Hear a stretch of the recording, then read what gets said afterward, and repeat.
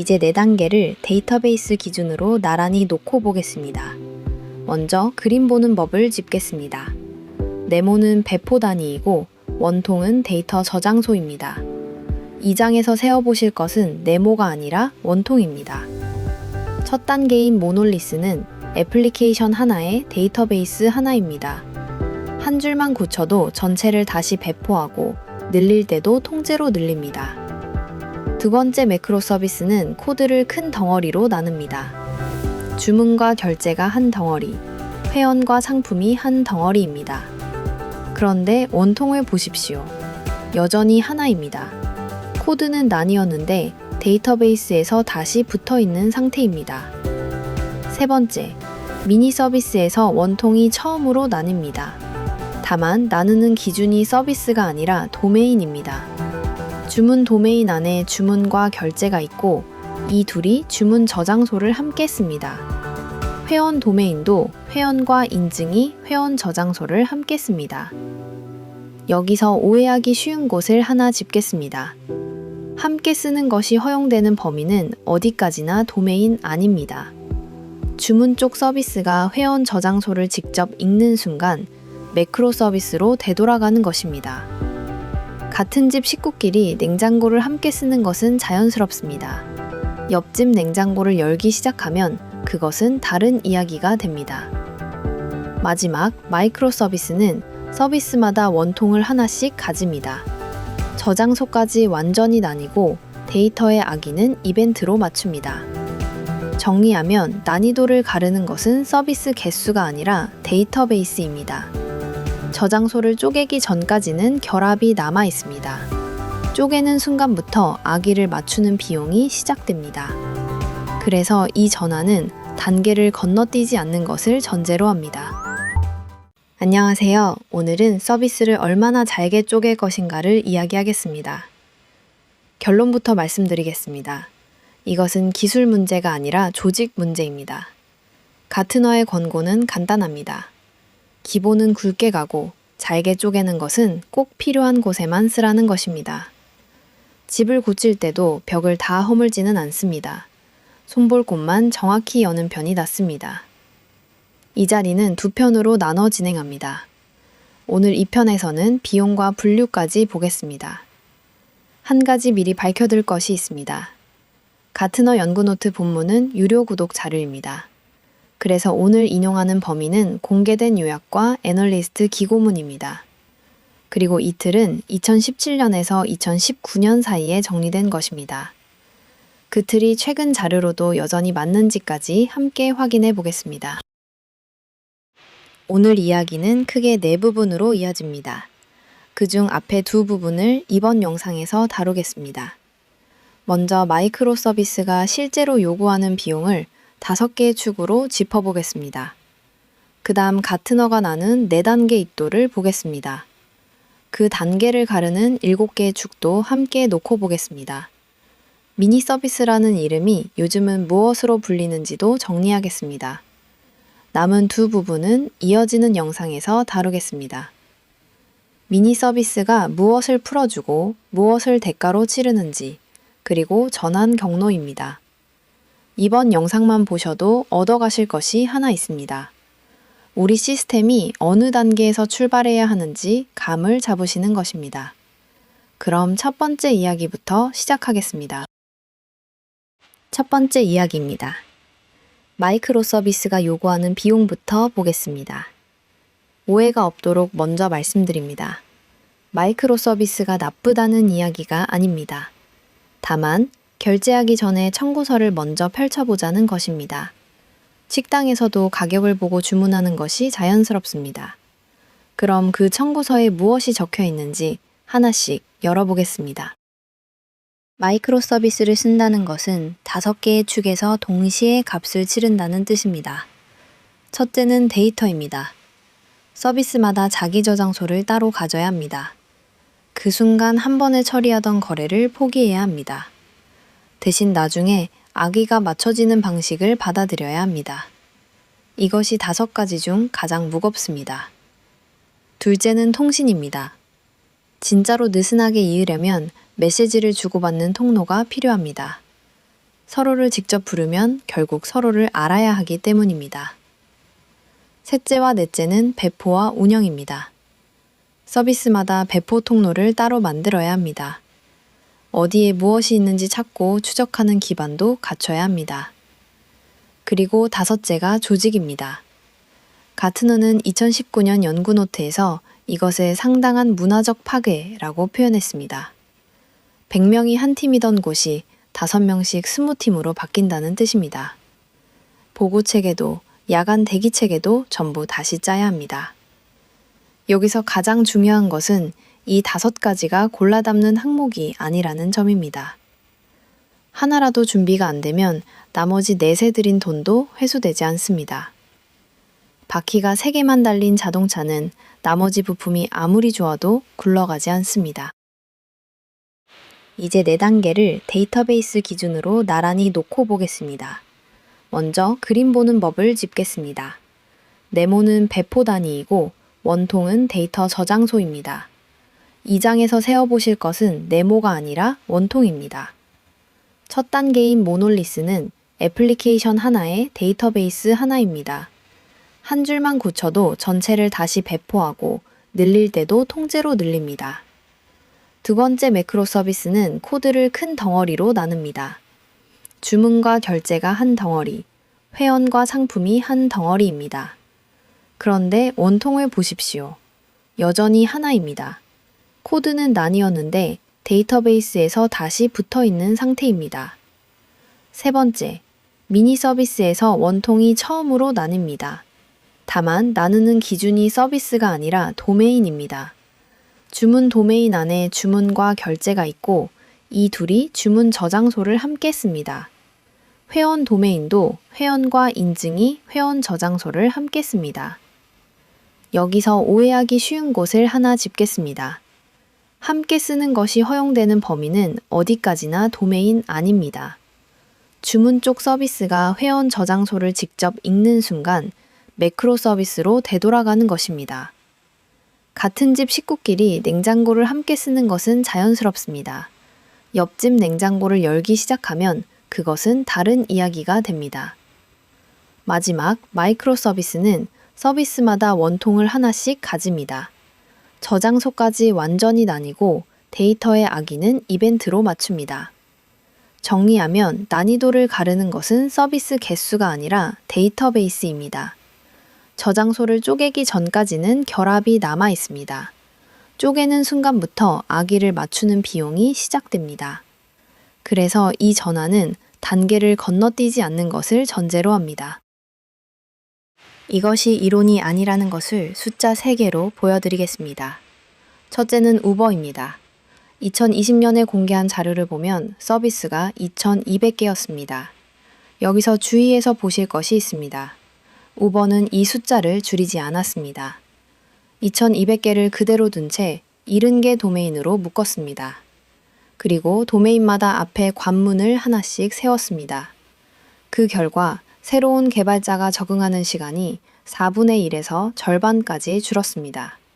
서랍은 그대로 두고 서랍장에 이름표만 붙인 셈입니다. 둘째는 넷플릭스입니다. 공개 자료가 제각각이라 공식 숫자는 없고 보통 1000개 규모로 봅니다. 확장성을 끝까지 증명한 사례입니다. 동시에 그것을 감당하려면 무엇이 필요한지도 함께 보여준 사례입니다. 셋째가 오늘 가장 중요한 숫자입니다. CNCF 연례 조사에서 서비스 메시를 실제 운영에 쓰는 비율이 내려갔습니다.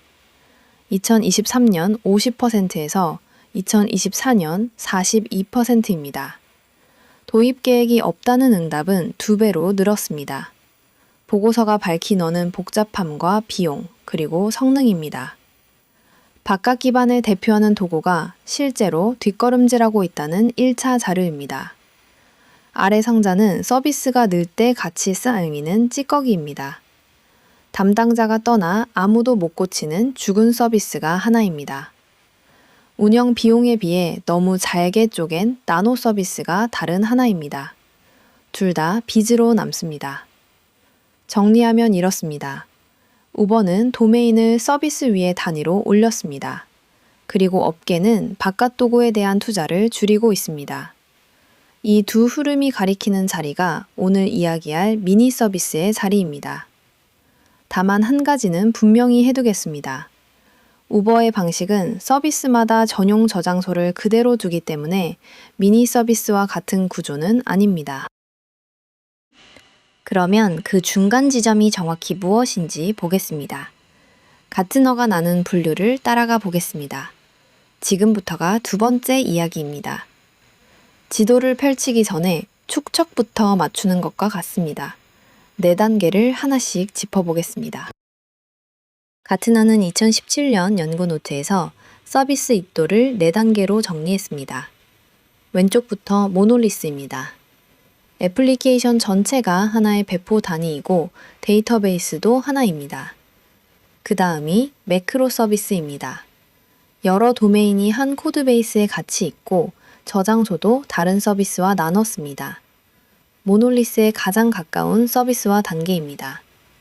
세 번째가 미니 서비스입니다. 오늘의 주인공입니다. 서비스 도메인 하나가 단위이고 서로 직접 부르는 통신도 허용합니다. 도메인 안에서는 저장소를 같이 써도 됩니다. 마지막이 마이크로 서비스입니다. 도메인 안에 기능 하나가 단위이고 서비스마다 전용 저장소를 반드시 가집니다. 아래 막대 2개를 봐주십시오. 오른쪽으로 갈수록 배포와 확장이 빨라집니다. 그런데 바깥 기반의 부담과 조직을 다시 짜야 하는 요구도 같이 오릅니다. 저울의 양쪽이 함께 올라가는 셈입니다. 얻는 것보다 치르는 것이 커지는 지점에서 멈추는 것. 그것이 입도 선택입니다. 방금 4단계를 보셨는데 여기서 짚고 갈 것이 하나 있습니다. 미니 서비스라는 말이 낯설게 들리셨을 수 있습니다. 솔직히 말씀드리면 요즘 활발히 쓰이는 용어는 아닙니다. 가트너가 2017년에 정의한 뒤로 이어지는 갱신이 거의 없습니다. 그래서 이 표를 준비했습니다.